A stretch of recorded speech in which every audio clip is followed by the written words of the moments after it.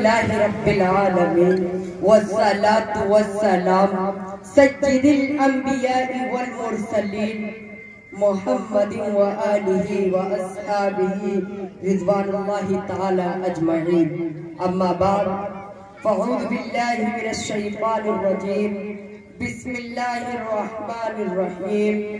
اِنَّا نَحْنُ نَزَّلْنَا الذِّكْرَ وَإِنَّا لَهُ لَحَافِظُونَ. وقال رسول اللہ صلی اللہ علیہ وسلم خیرکم من تعلم القرآن وعلمہ او کما قال علیہ الصلاة والسلام. مسلمانوں نہ گھبراؤ، خدا کی شان باقی ہے. مسلمانوں نہ گھبراؤ، خدا کی شان باقی ہے. ابھی اسلام زندہ ہے، ابھی قرآن باقی ہے. برادران اسلام اور محترم سامعین اکرام، میں اس پرنور بابرکت محفل میں بابرکت کتاب قرآن کریم کی عظمت و فضیلت پر روشنی ڈالنے کی جسارت کر رہا ہوں، اور میں اس سرچشتے رشد و ہدایت منبع حکمت و شریعت کا تذکیہ کرنے جا رہا ہوں، جس کی حفاظت کی ذمہ داری خود رب کائنات نے لی ہے، اور ارشاد سبحانی ہے اِنَّا نَحْنُ نَزَّلْنَا الذِّكْرَ وَإِنَّا لَهُ لَحَافِظُونَ. قرآن کو ہم ہی نے نازل کیا اور ہم ہی اس کی حفاظت کرنے والے ہیں. امید ہے کہ آپ حضرات بغور سماعت فرمائیں گے. اللہ ہمیں احکام قرآنیہ کی معرفت عطا فرمائے، آمین.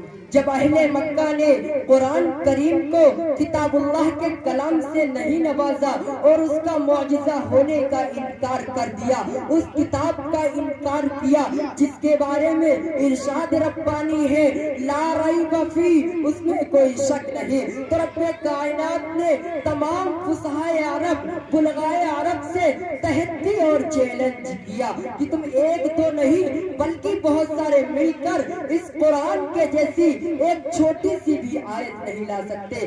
اگر تم اپنے قول میں صادق ہو تو لا کر دکھاؤ.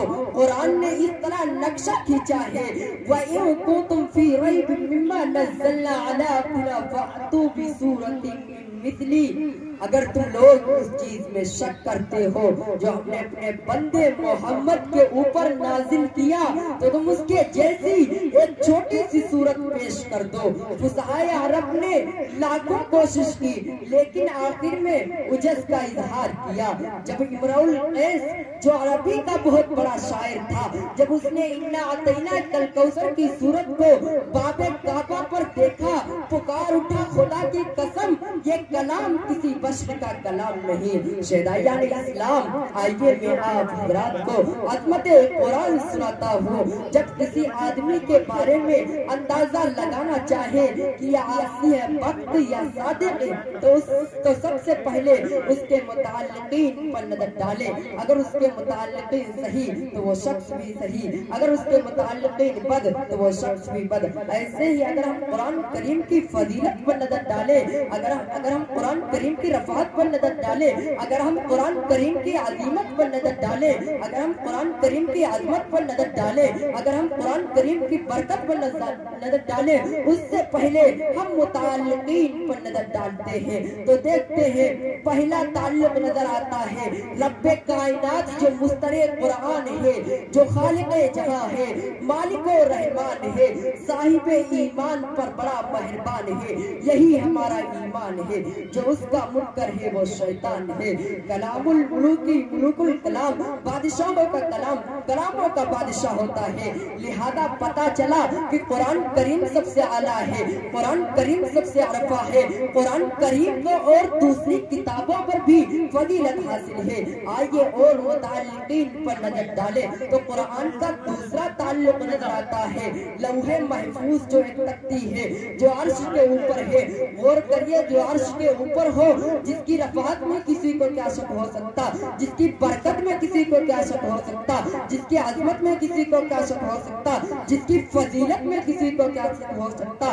اعلیٰ و عرفہ سے کے لیے اعلیٰ و عرفہ مقام تجویز کیا گیا، وہ لوح محفوظ ہے. آئیے اور متعلقین پر نظر ڈالیں تو قرآن کا تیسرا تعلق نظر آتا ہے لیلۃ القدر.